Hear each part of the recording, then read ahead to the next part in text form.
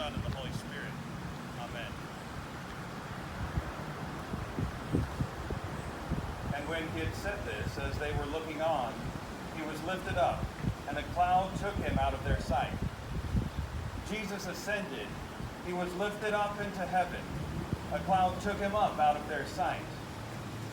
And while they were gazing into heaven, behold, two men stood by them in white robes. They were gazing into heaven. And I've always understood this to mean that the disciples were looking up into the heavens, that is, into the sky.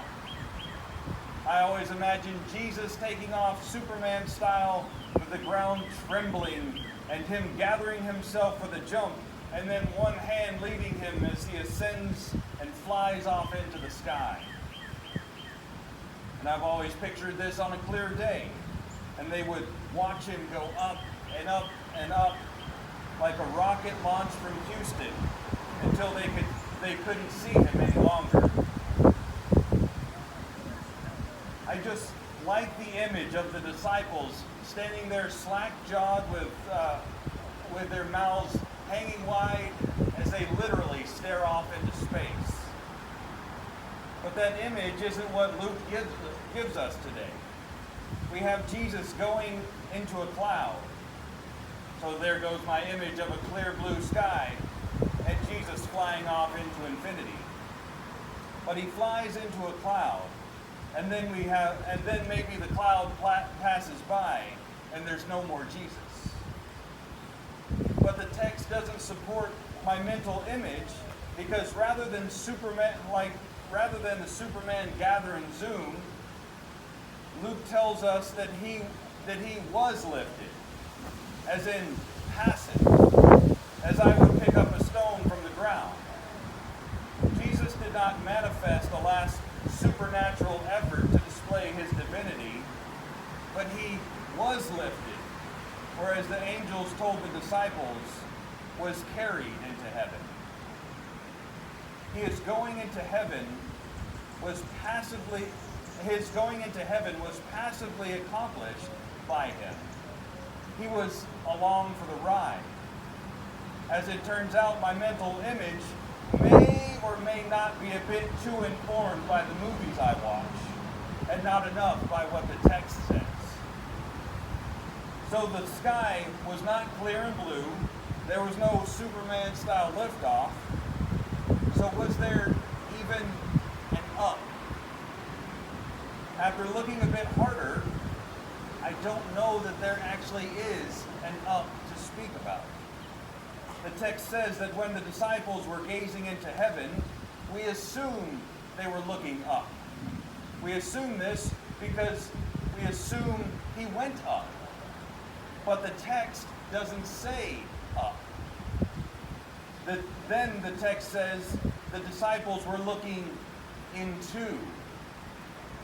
And when he said all these things as they were looking on, he was lifted up, and a cloud took him out of their sight. And while they were gazing into heaven as he went, behold, two men stood by them in white robes, and said, Men of Galilee, why do you stand looking into heaven? The word heaven can mean sky, and an upward motion would lead us to think sky.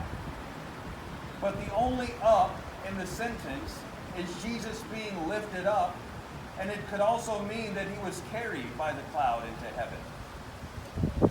Clouds also make us think sky, but only because we think of heaven as up. I think I have misread this ascension passage my entire life until now, because when I look at the text more closely, I see this is not the case. Jesus ascends into heaven makes me think that Jesus flew away on a cloudless day like Superman, going up, up, and away. Because I think in movies and a three-tiered cosmography, that the earth is here, heaven is up, and hell is down. But take that away, and all of a sudden, Jesus doesn't need to be Superman. He needs to be God. Because he doesn't go up, he goes in. How can this be if we say in the creed that Jesus ascended into heaven? Doesn't the upward notion in the word ascent mean to go up? Actually, no. In the Bible, when people go to Jerusalem, they always go up. This is from the fact that Jerusalem is on a mountain and one actually has to go up to Jerusalem. But eventually, when people were always going up, walking up the mountain, it became less physical and more spiritual. So one always symbolically goes up to Jerusalem. And eventually it became true that one goes to Jerusalem, one goes up both physically and spiritually. So when Jesus goes to the new Jerusalem, the heavenly Jerusalem, he goes up, even if he doesn't actually fly up.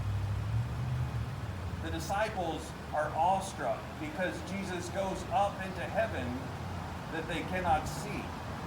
But because they weren't awestruck because Jesus went up flying off that they couldn't see him.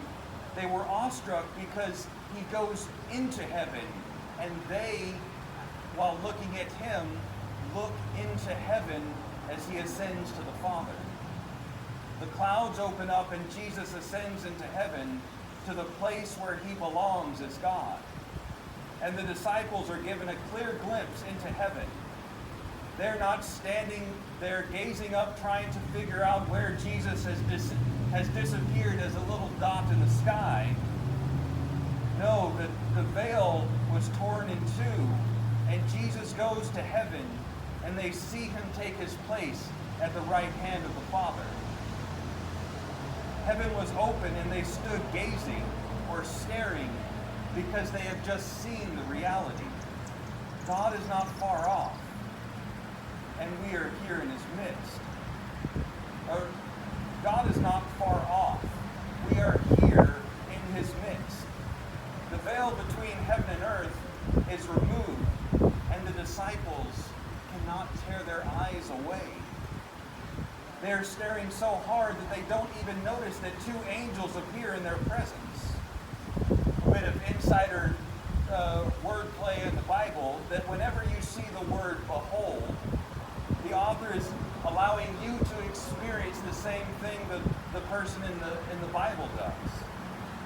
Behold shows the instant that the angels are discovered by the disciples.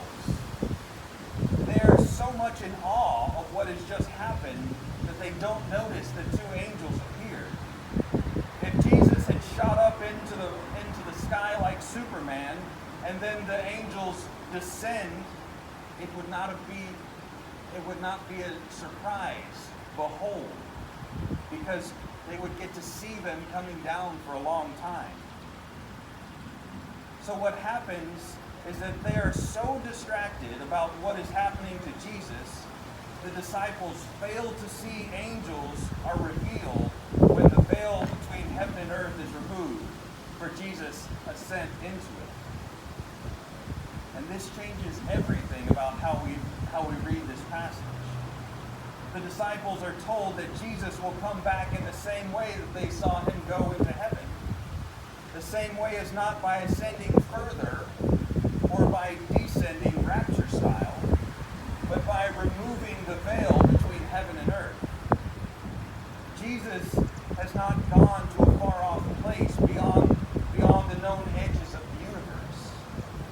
If he had gone that place, then that would actually make heaven a part of creation, and thus not the abode of God. And not only this, but they would never be able to know that Jesus had taken his seat at the right hand of the Father, because it would have taken place so far away from where they were that they wouldn't have been able to see it. If heaven is open and they are staring at it, then they know exactly and absolutely what would be able to say that he is at the right hand of the Father, because they see it happen. They are now dumbstruck and in need of the angels to tell them to stop staring and get to work. This is why they immediately go to the upper room They go to Mass, the place where Jesus comes to them the same way he was taken up from them into heaven. They go to a place where the veil is removed in the Eucharist, where heaven and earth are joined together in the sacrifice of Christ. This fact should change the way we look at Mass as well. No longer should we see it as a duty that we are obliged to perform on Sundays, a chance to get together in remembrance of something that Christ did for us 2,000 years ago. But we go to the place where the veil is the thinnest, and we get to see it removed in Jesus in the same way as when we saw him go into heaven. Meaning that we get to go to heaven each time we come to church. We see him at the junction point of heaven and earth, the Eucharist. And right now we're meeting outside in this beautiful chapel, and we may long to get into the church and get back to normal. We want to do this maybe even before it is safe and ready, because we want to feel that place where the veil is removed. However, the church is the place where we feel the veil is removed, because it is the place where we see it removed each week in the Eucharist.